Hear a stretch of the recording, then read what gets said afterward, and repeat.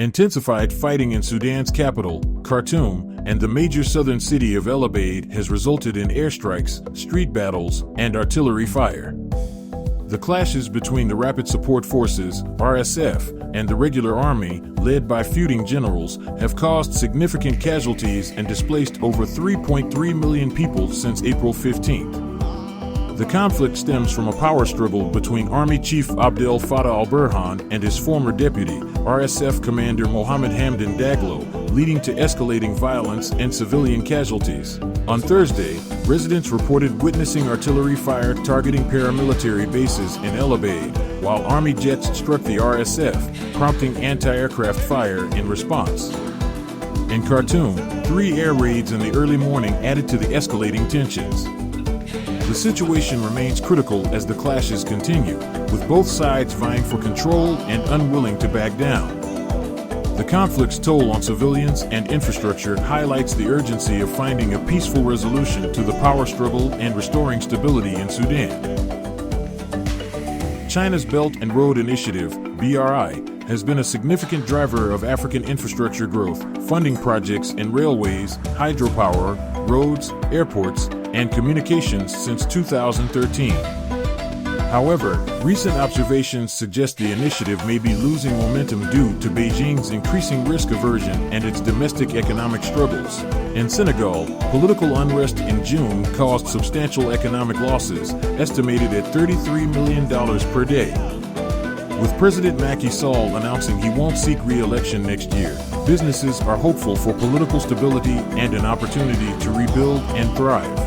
Meanwhile, Nigeria continues to grapple with soaring inflation, which has persisted since the start of 2023. In June, prices continued to rise after the end of fuel subsidies in May, impacting the country's economy and eroding savings and incomes. London's Somerset House is hosting a thought-provoking exhibition titled Black Venus, spotlighting the historical representation and evolving legacy of Black women in visual culture. Running until September 24th, the exhibition features contemporary works by 18 Black women and non-binary artists who aim to challenge stereotypes and reclaim their narratives.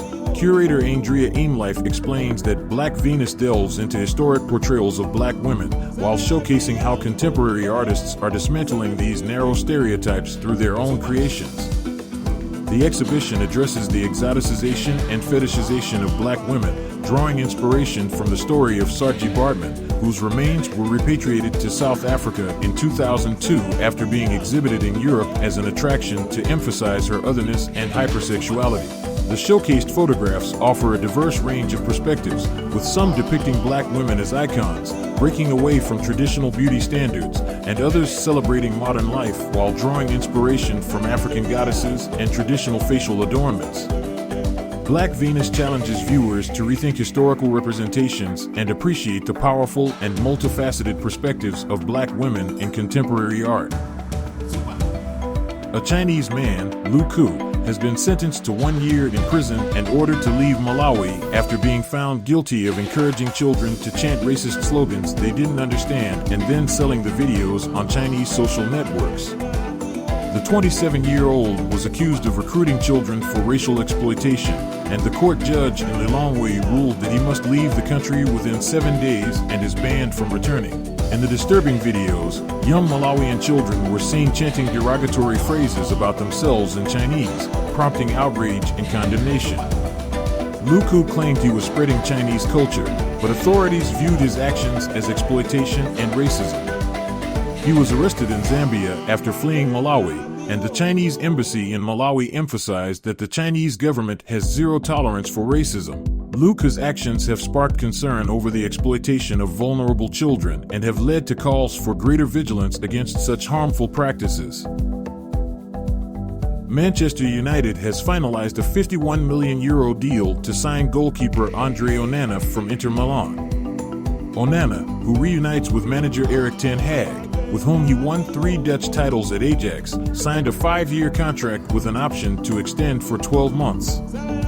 The Cameroon goalkeeper's arrival comes after David De Gea's departure from the club after 12 years.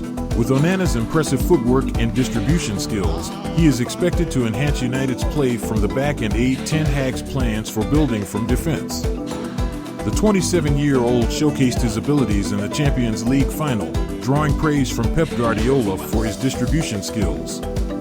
United, initially focused on signing a top striker, prioritized a new goalkeeper after doubts arose about De Gea's distribution and performances. Andre Onana will join his new teammates for the preseason tour in the United States, and his signing is expected to bolster Manchester United's defensive capabilities for the upcoming season. In the heart of Accra, Ghana, stands the magnificent Kwame Nkrumah Mausoleum, a symbol of national pride and historical significance. Recently renovated, this prestigious memorial honors Ghana's first president, Osajyefo Dr. Kwame Nkrumah, a visionary Pan-Africanist leader.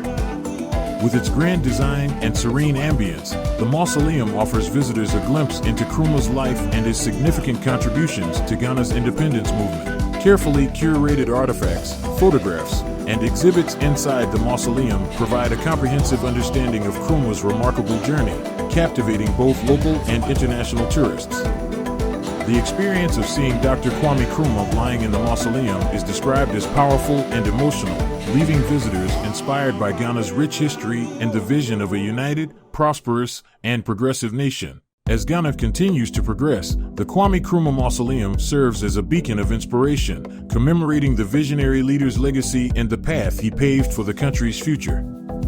For history and culture enthusiasts, this must-visit destination in Accra offers a profound connection to Ghana's roots and the enduring impact of its founding father. In the bustling capital of the Democratic Republic of Congo, Kinshasa, workers are rushing to put the final touches on sports facilities ahead of the 9th edition of the Francophonie Games, set to begin on July 28th.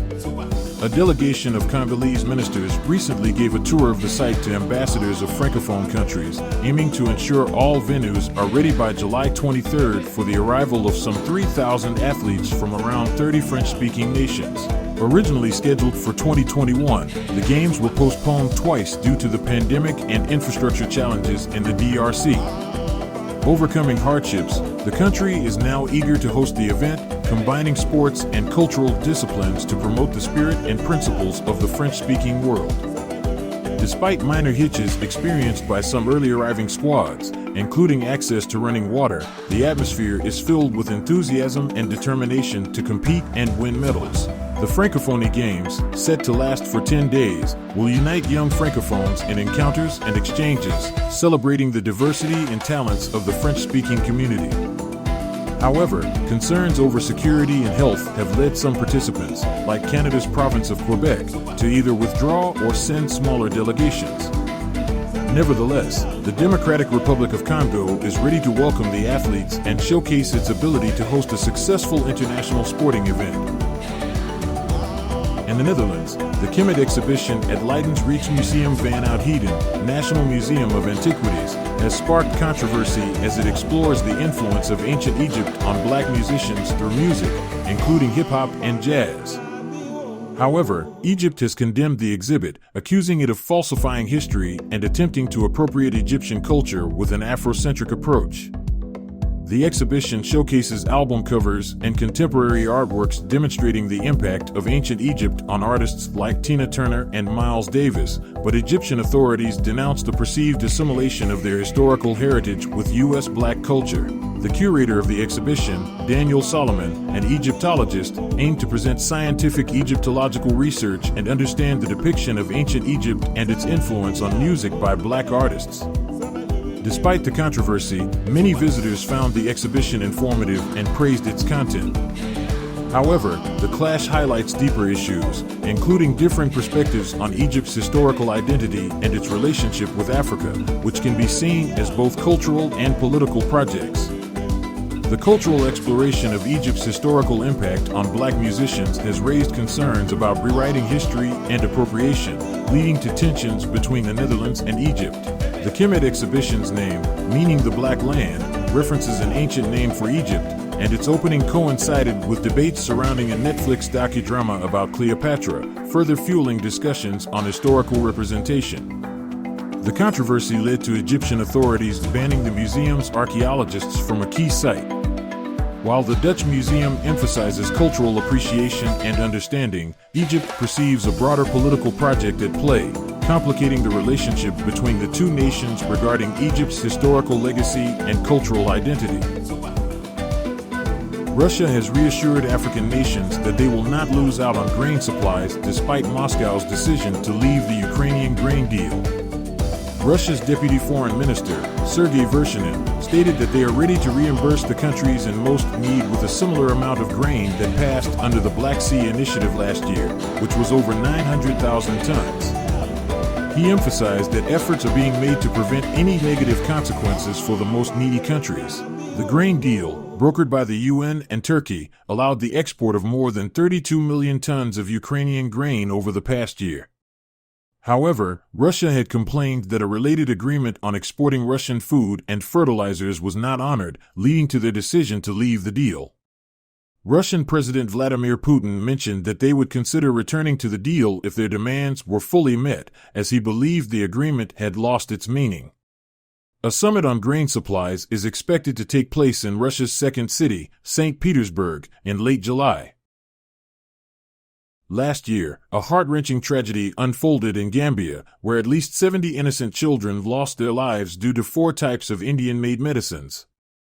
A presidential commission of inquiry revealed that the syrups contained lethal amounts of diethylene glycol and ethylene glycol, commonly used as antifreeze, causing acute kidney failure and eventual fatalities in dozens of children. The World Health Organization, who raised concerns about the unacceptable quantities of toxic chemicals in the medicines, urging immediate action to combat non-compliant and falsified drugs, particularly contaminated cough syrups.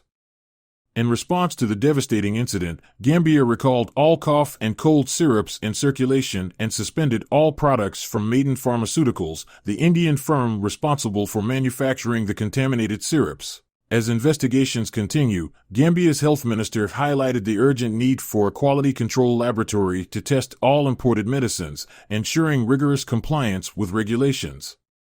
In an effort to seek justice and compensation, the Gambian government is exploring legal action against the Indian pharmaceutical laboratory linked to the tragedy. With over 300 children losing their lives in Gambia, Indonesia, and Uzbekistan, WHO's call for coordinated action against non-compliant medicines remains ever more critical in safeguarding public health.